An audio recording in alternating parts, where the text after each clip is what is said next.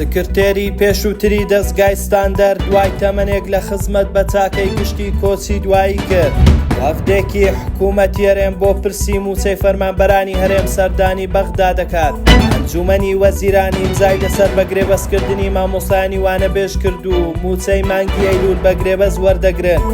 دوای 6 ساڵ ململانەی لەگەڵ نەخۆشی شێرپەنجە شەوی ڕابردوو دوکتۆر قارەمان شێخبزێنی سکرتێری پێشووی دەستگای ستاندەر و یاریدەدەری سەرۆکی زانکۆی کۆیە کۆچی دوایی کرد. بەم بۆنەیەوە دەستگای ستاندەر لە پرسەنامەیەکدا ڕایگەیاند لە دەستدانی دوکتۆر قارەمان شێخبزێنی خەسارەتێکی گەورەیە. بەڕێزەوە سەیری خزمەتەکانی دوکتۆر قارەمان شێخبزێنی دەکەین.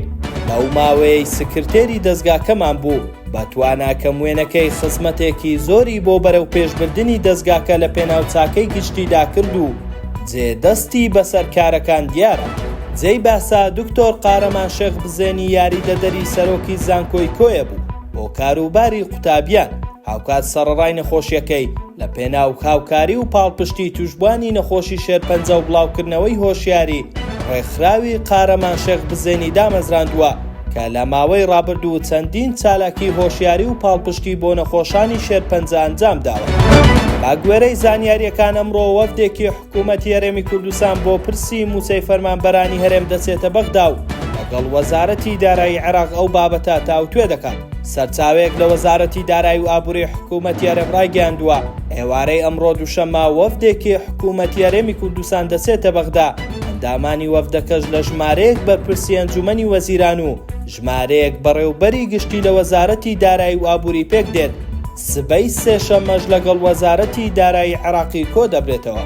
سەبارەت بە ئامانجی سەردانەکەش سەرچاوەکەی وەزارەتی دارایی وتی چوونی وەفدەکە بە مەبەستی دانوستانە لەبارەی بودجە موچە و هاوتاکردنی موچەی خانەنشینان و شایستە داراییەکانی فەرمانبەرانی هەرێم بە شێوەی گشتی. کارۆخ عەبدوڵڵا نوێنەری مامۆستایانی وانەبێژ ڕایگەیاند ئەمڕۆ دووشەممە 16 ئەیلولی 2024 لە دیوانی ئەنجومەنی وەزیران ئیمزا لەسەر ناوی لیستی 38,000 مامۆستای وانەبێژ کرا کە ببنە گرێبەست.